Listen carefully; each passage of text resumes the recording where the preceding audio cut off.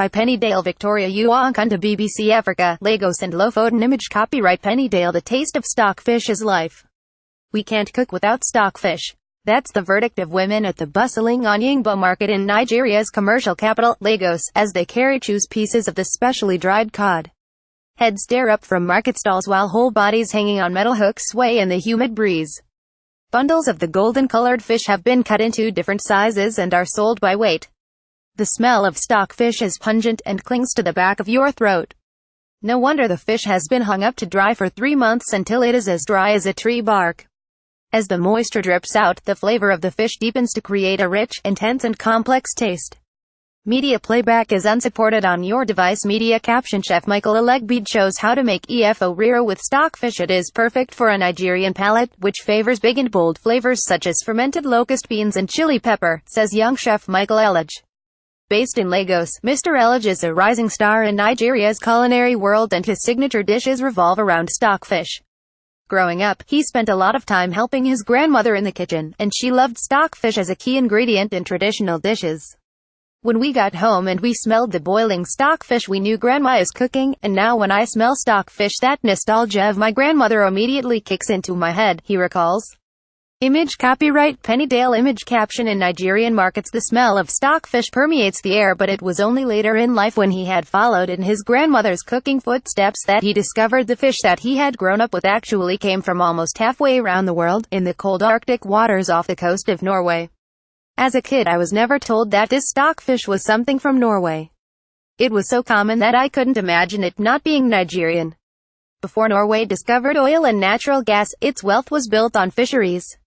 Today fish exports are Norway's second highest earner, with stockfish going to Nigeria a hugely important element in this trade. The archipelago of Lofoten up in the far north of Norway has the biggest concentration of stockfish producers in the world. Image copyright Pennydale. Image caption: Lofoten, in Norway's north, lies within the Arctic Circle. That is because every year between January and April, millions of cod migrate from the Barents Sea to breed in the fjords, and the climate is perfect for the natural drying process. You need both cold and dry weather, and you need sun. We have everything here. We are gifted from God, laughs Erling Falks, whose family business Saga Fisk has been in the stockfish trade for 6 generations. After gutting, cod is hung out on huge wooden frames, up to 10 meters high, and left to dry for 3 months in the cold, crisp winter air. No salt, no additives, just in the same way that it has been dried since the time of the Vikings. Image copyright Pennydale. Image caption: The cod stay on these frames for 3 months in the freezing open air. Image copyright Pennydale. Image caption: After months of preparation, the cod becomes hard and brittle. Although Nigeria has a long coastline teeming with other species of fish, people say the stockfish has a unique taste, and so it is Norway's biggest export market. For the fish, we sell about 200 to 250 containers of stockfish to Nigeria. That's about 4,000 tons, Mr. Felks says. It's around 20 to 30 million dinners. The past few years have been volatile, however. As the price of Nigeria's main source of income, oil, fell, the government restricted access to foreign exchange. Stockfish imports fell as a consequence. But the market is bouncing back. Last year, exports to Nigeria have almost doubled to just over 7,000 tons. That is still not as much as in 2014, when almost 9,000 tons of stockfish went to Nigeria. And it is not just Nigeria that Norway is targeting.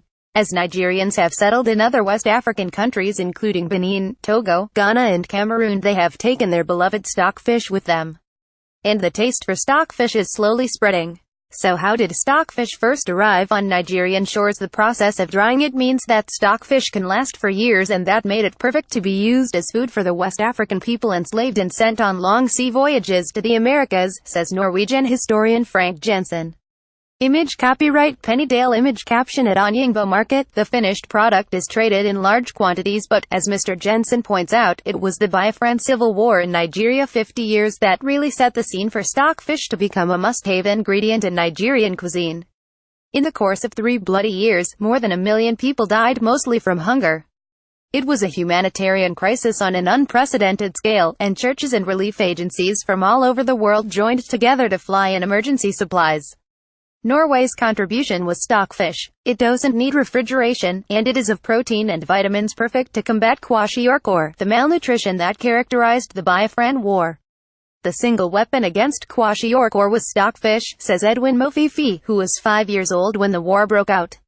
It was our medicine. For years Mr. Mofifi couldn't eat stockfish because it brought back too many harrowing memories of the war. Now, finally, he can not only stomach it, he has come to adore it for the depth of flavoring it brings to his favorite egusi or melon seed soup. 50 years on, stockfish has turned from an emergency, life-saving ration into a staple food and a key part of Nigerian culinary identity. Read more Haute Cuisine, Nigeria Style. Why does Nigeria import so much rice? African food, the next gastronomic trend.